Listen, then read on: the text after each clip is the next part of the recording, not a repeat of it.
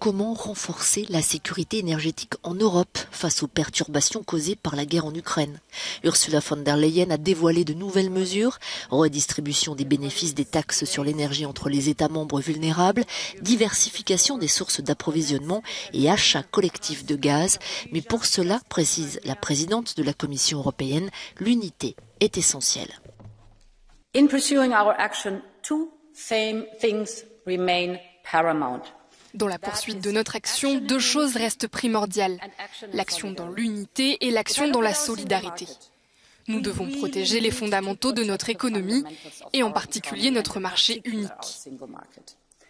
Le marché unique est la force de l'Union européenne, c'est de là que vient la richesse de l'UE.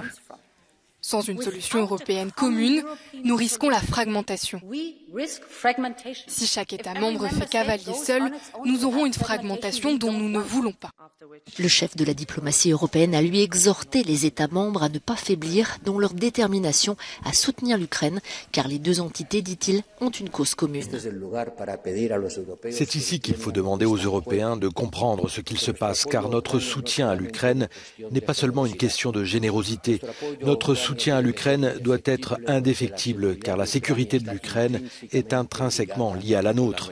Ce qui se passe là-bas est aussi notre avenir. Dans le cadre de sa réponse à la guerre en Ukraine, l'Union européenne entend également mieux protéger ses infrastructures critiques. Les fuites des gazoducs Nord Stream causées par un sabotage présumé soulignent la vulnérabilité des infrastructures énergétiques de l'Europe.